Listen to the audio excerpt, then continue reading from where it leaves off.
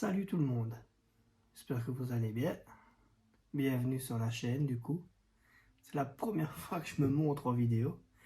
Donc voilà, donc je fais ceci, au fait c'est juste un exercice comme ça pour un peu rigoler. Mais voilà, c'est sur ma chaîne de rallye. Et sur cette chaîne-ci aussi, de temps en temps, je mets une vidéo de modèle 1/24e. C'est une Toyota Corolla AE86, mais les versions de chez nous, un modèle qui existe.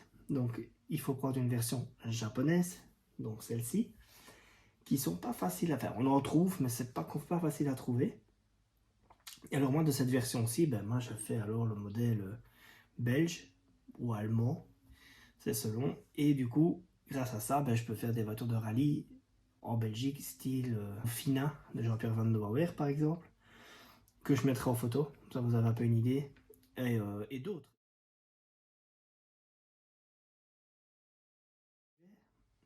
J'en ai déjà fait bon, en version d'origine. Ici, ça sera une version, il y en a deux qui sont prévues déjà, donc les deux là. Il y en aura une qui sera prévue en version Nivea, donc c'est une voiture qui a roulé en groupe A à l'époque, avec le pilote Renault Over-8. Et celle-là, du coup, bon, bah, elle est bleu mauve comme ceci, et bah, je mettrai des photos aussi pour vous montrer un peu.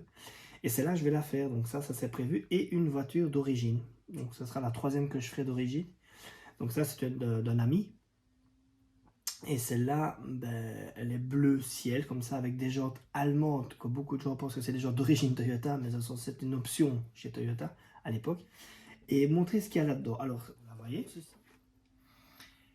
Et c'est de la marque Fujimi. Bon, voilà. C'est pas ce qu'on fait de mieux dans le modélisme. Ce sont pas les plus belles, loin de là. Mais ils ont le mérite au moins de faire des modèles peu communs. Voilà. Si vous voulez faire des modèles japonais, ils font beaucoup de choses. Maintenant, il faut beaucoup travailler autour, les plastiques et tout ça. Il y a beaucoup de choses à revoir. Mais franchement, c'est pas mal. Et pour le prix, ça reste quand même quelque chose de bien parce qu'ils ont le mérite, comme je dis, de faire un modèle qu'on ne trouve pas facilement. Et du coup, celle-ci, bon, ben, comme du coup, elle a le look de chez nous. Mais là, sur la photo ici, on ne voit pas l'arrière. Donc ici, c'est une phase 2 Levin, donc c'est la GT de chez nous, et l'arrière sur celle-ci a des phares allongés, donc ça je mettrai une photo pour montrer un peu à quoi ça ressemble la version japonaise. Et donc, voilà ce qu'il y a. Fatalement le plan, bon il est rikiki, hein. Ici on a, c'est, voilà, pour vous montrer un petit peu, c'est du basique, il n'y a rien de fou, c'est hyper simple. Fatalement c'est pas du tout détaillé, parce que oui c'est un modèle de base, donc c'est quelque chose de très basique. Comme je dis, ils ont le mérite de faire quelque chose qui n'est pas commun, mais voilà, il faut s'attendre à pas grand chose non plus. On va vraiment aller dans les grappes, ça c'est à l'intérieur. Donc ça je vais juste un peu le détailler comme ça. Ça c'est très propre. De ce modèle-ci c'est dommage, on n'a pas la vitre pleine, mais ça on peut, ça se refait soi-même, donc ça c'est pas très compliqué en soi. Donc voilà, ça se voit bien sur la caméra. On a justement donc, le clignoteur de pare-choc avant, les phares et calandres. Ben voilà, ça c'est la fameuse calandre japonaise, donc celle qui est sur la boîte. Et ceci, c'est la calandre de chez nous. C'est là. Donc ça c'est la phase 2. Donc voilà, et les phares arrière, comme on peut voir ici, ils sont rallongés. Et en fait, chez nous, ils sont plats, ils sont droits en fait. Donc ils ne ressemblent pas du tout à ça, quoi. Mais ça se modifie. Donc c'est là que ça devient la modification. Donc, elle est livrée avec des jantes Watanabe, fort au mini light quand même. Et pour avoir des belles jantes larges, ben franchement elles sont top. Pare-choc avant, voilà. Avec les petites bavettes que bien sûr que je mets pas. Et alors ici à l'intérieur, c'est hyper basique, il n'y a rien. Mais il y a comme à nouveau le mérite d'avoir un petit réservoir, le volant sport. Il y a quand même un demi-arceau, ce qui nous aide quand même du coup pour faire justement l'arceau complet. Donc oui, il y a moyen de se démerder avec ceci. Il y a la petite jupe d'origine qui est là, qui sont en général en rallye, souvent elles y sont pas, mais sur les phases de route d'origine il y en a une. Enfin ça dépend des voitures, c'est les options d'époque, mais il y a le mérite d'y être. Il y a des rampes de phare et tout, donc franchement ce modèle. Donc voilà, d'ailleurs je vais la déballer.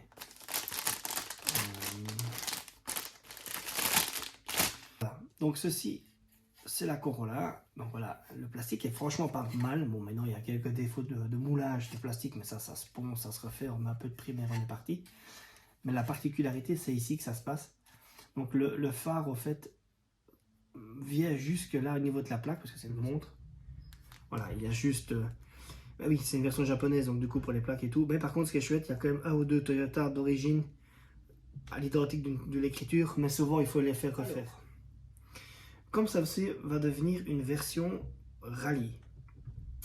Alors je vais vous montrer déjà à quoi ça ressemble. Donc la voiture en elle-même, en voilà une que j'ai fait il y a un mois et demi, 2 mois. Moi je mettrai des photos, donc on voit pas bien en fait. Donc voilà, ça ressemble à ça fini. C'est assez sympa, voilà. Donc ça c'est bon. Et alors là on a les jantes Watanabe.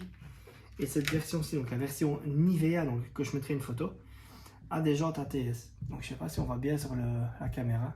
Ceci c'est des ATS en caisse. Une autre version offerte que je mettrai une photo aussi, qui celle-là du coup aura des jantes que beaucoup de Toyota avaient à l'époque en Allemagne et en Belgique aussi, mais ça vient d'Allemagne. C'est les fameuses jantes à trous. Et alors ces jantes-ci, bon bah c'est pareil, c'est de la pression 3D, c'est introuvable, comme ça il faut les faire faire. Et voilà, donc le cachet va y être sur celle-ci aussi. Donc voilà, pardon, Fujimi, oui.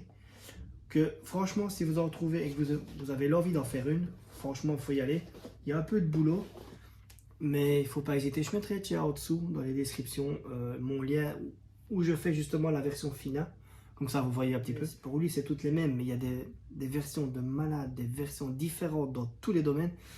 Et encore, j'ai pas ouvert la parenthèse Trueno. Donc là, on est toujours en Levin. Donc c'est pour montrer un unboxing justement d'un modèle comme ça. Et peut-être que si ça passe, si ça plaît, ben, j'en ferai peut-être plusieurs. Il y a des déballages de boîtes comme ça, de modèles réduits. Et puis après, je les montrerai finis. N'hésitez pas à vous abonner et à mettre dans le commentaire, par hasard, de développer la voiture et dire, voilà, de montrer un peu les différences, montrer des vraies autos. Parce que oui, montrer une maquette en plastique c'est cool, mais montrer une vraie c'est mieux. Et j'en connais un paquet. Donc j'espère que ça vous a plu.